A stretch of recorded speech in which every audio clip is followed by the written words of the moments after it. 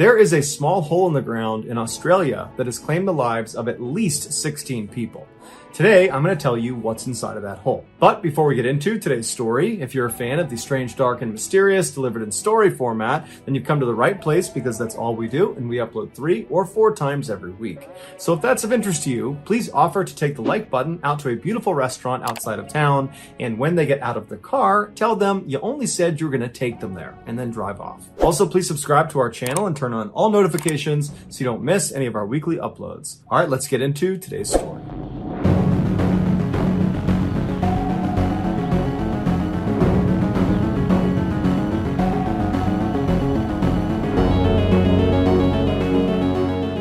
In 1938, a farmer in southeastern Australia decided to bring his horses to a watering hole on the other side of his large property.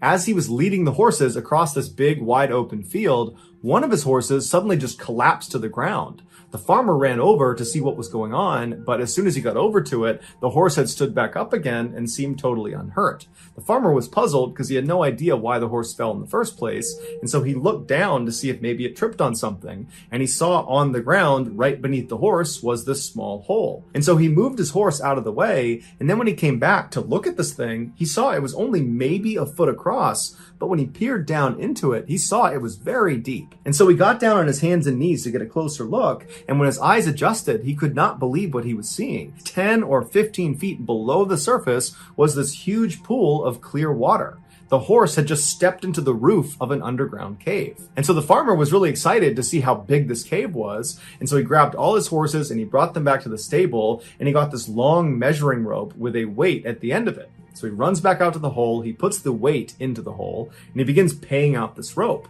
And so down it goes, 10 feet, 20 feet, 30 feet, it just keeps on going and going until finally the weight hits solid land at 120 feet. And so the farmer is like, wow, this is a huge cave. So he pulls it back up thinking that's the bottom, but in reality it wasn't. It actually extended down almost 300 additional feet. The farmer and his horse had just accidentally found one of the most beautiful and deadly freshwater caves in the world, called the Shaft. The reason it's called the Shaft is because the only way in or out of this underwater cave is through this hole in the middle of this field that this horse created, and it's literally a shaft that goes down 18 feet until it reaches the surface of this massive underground body of water. The opening to this shaft is so narrow that cave divers, they can't get into it with their gear on their backs. So they literally need to be lowered into this cave by themselves, and then their gear is lowered down after them, and they put it on while they're treading water. The solid ground that the farmer's weighted line had touched at 120 feet when he believed he had reached the bottom of the cave, what he had actually touched was the top of something called the rock pile. The rock pile is basically this huge underwater pyramid that looks like a rock pile that sits at the bottom in the middle of this huge underwater cave. And from the top of this rock pile, you can go down it in all different directions, but once you get to the bottom, there's only 2 tunnels to choose from. There's one that goes west, basically down at an angle that dead ends at 260 feet. And then on the other side of this underwater pyramid is the eastern tunnel, and that's much more treacherous. It goes down at a more steep angle to 400 feet. The few elite divers that have explored the deepest recesses of this cave say there are 3 distinct stages to it. Stage 1 is from the surface down to 120 feet, the top of the rock pile. During this stage, the diver swims unobstructed in beautiful clear water with sunlight poking through the hole. It's a very easy section of the cave. And there's a safety line that's anchored from the surface straight down to the top of the rock pile. So you have something to hold on to as you go down and back up. Stage 2 is where things get a bit dicey. Stage 2 begins at the top of the rock pile and extends down all the way to the bottom of the westerly tunnel at 260 feet where it dead ends, or down to the 200-foot mark of the easterly tunnel where you come to something called the drop-off ledge. And it's quite literally a ledge in the middle of this tunnel where beyond it there's a fairly steep drop-off, and it leads down to an area that's so treacherous it's got its own stage. Starting with stage 2 and then with stage 3, there is no safety line to guide you in the direction you need to go. So you're on your own as soon as you reach the top of the rock pile. And so you make your way down any direction you want down the rock pile until you reach either of these tunnels, And as soon as you go into them, you immediately start to lose visibility because the sunlight cannot penetrate all the way into these tunnels. And so the diver becomes increasingly reliant on their flashlight. As such, they have to be very careful as they navigate down stage 2 to not bump into the walls, because doing so will knock the limestone silt off of the walls. It will create a cloud of it in their face. It will blind them. It's like being in fog where a flashlight can't push through it. And so the diver has to either wait for the silt to clear, which could take a very long time, or they have to swim blind. Also, anyone entering stage 2 and stage 3, they can't breathe regular air out of their tanks. There's too much nitrogen in regular air. The deeper you dive, the more nitrogen your body will absorb, and if you have too much nitrogen in your system, it can give you something called nitrogen narcosis, which is like being really drunk. And in extreme cases, people have been known to take their mouthpiece out and inhale water, believing they're on the surface, or they'll confuse the direction up with the direction down, and to get to the surface, they will swim straight down until it's too late and they can't get back up again. And so divers that are going to be in stage 2 or stage 3 of this cave will breathe a special mix of gases that are low in nitrogen. The final stage of the shaft, stage 3, is just from the 200-foot mark of the easterly cave, so that drop-off ledge, all the way down to the bottom at 400 feet. This stage is unbelievably dangerous. As soon as you drop off that ledge, all the sunlight goes away. It is pitch black, and the tunnel narrows considerably and stays incredibly narrow. In fact, many times divers have to squeeze themselves past sections where the rocks are too close together. And so because you're inherently bumping into the walls all through stage 3, you're pretty much guaranteed to be silted out the entire time. At this depth, nitrogen narcosis is virtually guaranteed, even if you're breathing a special low nitrogen mix of gases. And so divers need to be ready to abort the dive at any moment if they feel symptoms coming on. Once the diver has turned around and is making their return trip, but they're still in the 3rd stage section of the cave, they need to be careful of false domes. These are offshoots on the ceiling only in this 3rd stage that look like the way out.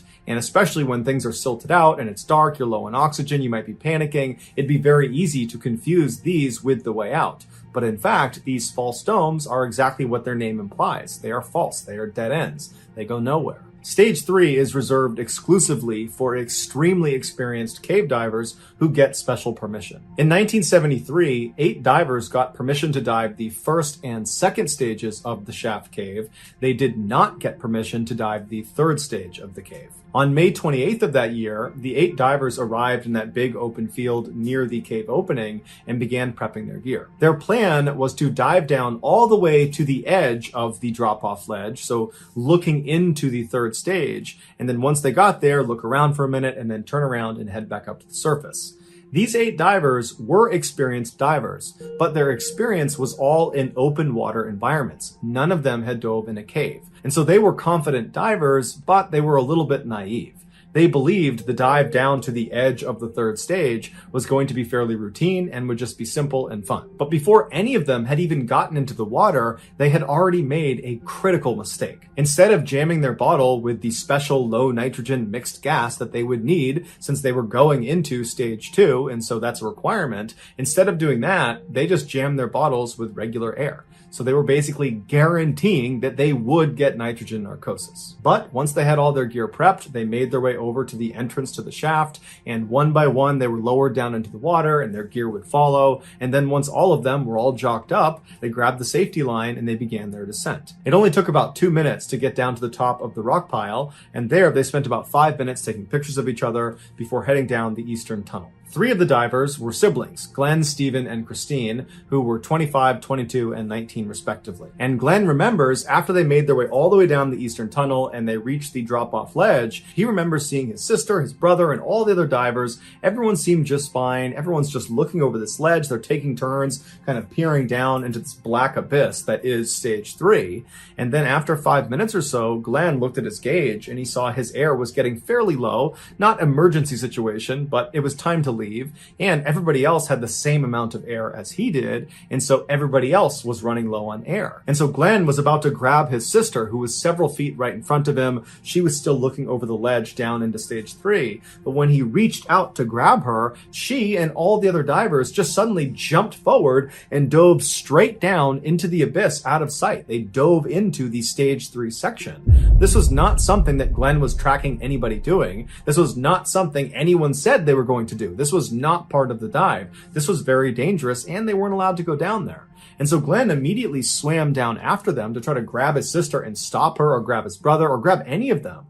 But as soon as he went over that ledge, he saw it was totally pitch black and it was completely silted out from all these divers suddenly launching over the edge. And so Glenn knows he's not going to find them in the silt. It's also very dangerous for him alone to just dive down there. And so he figures, you know what? I'm sure they're fine. They probably planned this out and they're just going to go down a little ways and they'll come back up again. And so I'll just go to the rock pile and wait for them. And so Glenn turns around and he goes up back over the drop-off ledge. He makes his way to the rock pile and he just sits there facing the eastern tunnel, waiting for his brother, his sister, and the other divers to come back out again. But they don't. And finally, his air gauge gets so low that he literally has to go to the surface. And he's thinking to himself, if my air is this low, what are they doing down there? 24-year-old Larry Reynolds was one of the divers that went with Glenn's sister and brother and the other two divers into this forbidden third stage section of the cave. Although he doesn't say this, it sounded like he and the others just wanted to go a little ways into this off-limit section, check it out, and then turn around and go back to the surface.